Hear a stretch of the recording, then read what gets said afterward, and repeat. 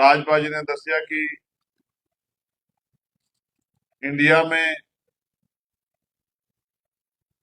12 बजने के बाद विश्व रत्न डॉक्टर बाबा साहब अम्बेडकर जी की जयंती का पर्व जो है वहां सेलिब्रेट किया जा रहा है। मैं आप सबको उसके लिए भी बहुत बहुत बधाई देता हूं। मैं यहाँ पिछली बार आता नगर कीर्तन के समय, लेकिन पार्लियामेंट चल रही थी इसलिए मैं नहीं आ पाया। लेकिन मुझे बड़ी खुशी हुई जान के, कल भी मैं यहाँ के बहुत सारे साथियों से मिला और आज फिर उन सबके दर्शन हुए। माता बीबिया अपनी उत्थे बैठी सी, बहने भी, उनके भी दर्शन हुए तो बड़ा अच्छा लगा। मैं ये समझता हूँ कि चाहे हम भारत में रहें या भारत के बाहर, मगर हम सब लोग अपने देश की और अपने लोगों की चिंता करते हैं। अगर चिंता नहीं कर रहे होते तो आज अपना काम छोड़कर यहाँ इतने बड़े पैमाने पे आप सब लोग नहीं बैठे होते। मैं तो बस आपका धन्यवाद करने के लिए, आपसे आशीर्वाद लेने के लिए,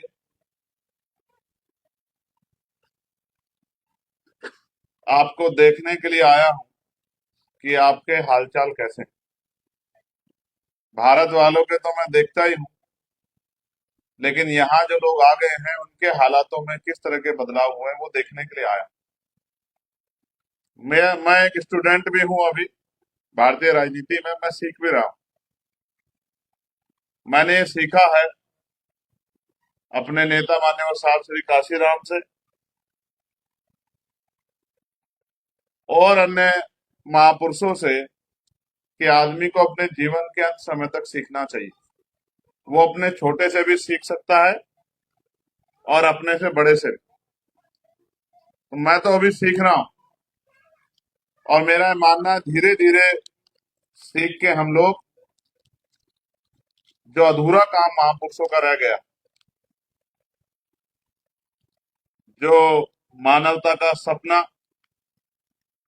जगत गुरु सतगुरु रविदास जी महाराज ने देखा था, जो अभी अधूरा, बेगमपुरा का सपना, जो सपना बाबा साहब अम्बेडकर ने देखा था, समता समानता बंधुत्व भाईचारे का सपना, जो सपना रहबर श्री साहब काशीराम जी ने देखा था कि हम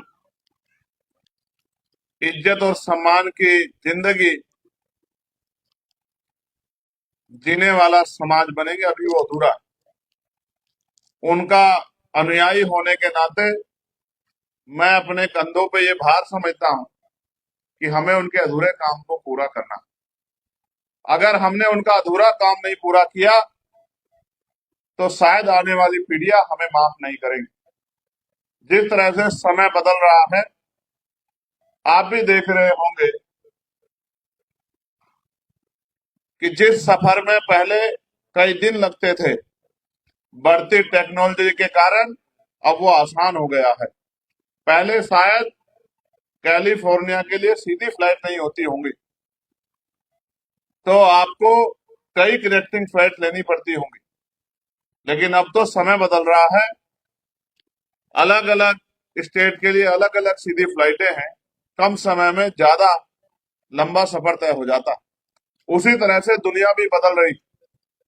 दुनिया आपका मेरा इंतजार नहीं कर रही है कि हम पीछे हैं या आगे। दुनिया लगातार बदल रही। इस बदलती दुनिया में हमें भी अगर अपने लोगों के लिए, जो गरीब हैं, किसान हैं, कमजोर हैं, मजबूर हैं, मजदूर हैं, पीड़ित हैं, परेशान हैं, हमें उनकी आवाज बननी चाहिए। मैं तो ये मानता हूं कि अगर महापुरुषों ने संघर्ष नहीं किया होता, उन्होंने हमें रास्ता नहीं दिखाया होता, तो आज हम इतना अच्छा जीवन प्राप्त नहीं कर पाते। तो इसलिए जो उनका कर्ज है हमारे ऊपर, उसको उतारने का काम कर रहा हूं। बाकी बातें जब हम शाम में मिलेंगे तब मैं फिर आपके सामने रखूंगा। अभी तो बस मैं सिर्फ इतना कहना चाहता हूं कि मैं आप सबके लिए प्रार्थना करता हूं कि महापुरुषों का आशीर्वाद आप पे बना रहे। आप सब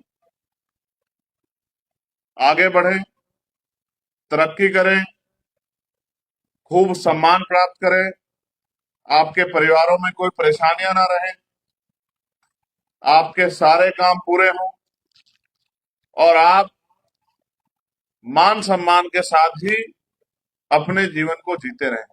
अभी तो बस मैं सिर्फ यही प्रार्थना करता हूं।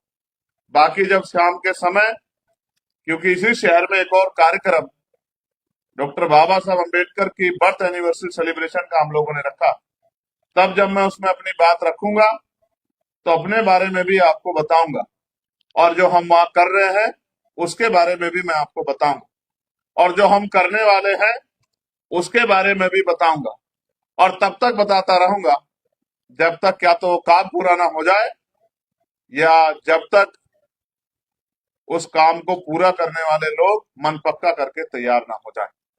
मैं ये मानता हूं अकेला आदमी बहुत कुछ नहीं कर सकता, लेकिन बहुत सारे लोग मिलकर एक बहुत बड़े काम को अंजाम दे सकते हैं। तो मैं आप सबका पुनः आभार प्रकट करता हूं। आपको इंतजार करना पड़ा उसके लिए मुझे खेद है, लेकिन मेरी कोशिश थी कि किसी भी तरह ये आप तक पहुंचा जाए। आपने इतना प्यार दिया, इतना सम्मान दिया, उसके लिए मैं आपका आभारी हूं। और शाम में फिर हम जब अपनी बात को रखेंगे तो फिर आपसे दोबारा बात करेंगे। आप सभी को बहुत बहुत डॉक्टर बाबा साहब अम्बेडकर की 134वीं जयंती की मंगल कामनाएं और महापुरुषों का आशीर्वाद आप पे बना रहे। जय भीम, जय भारत, जय गुरुदेव, धन गुरुदेव, वाहे गुरु जी का खालसा, श्री वाहे गुरु जी की फतेह। धन्यवाद।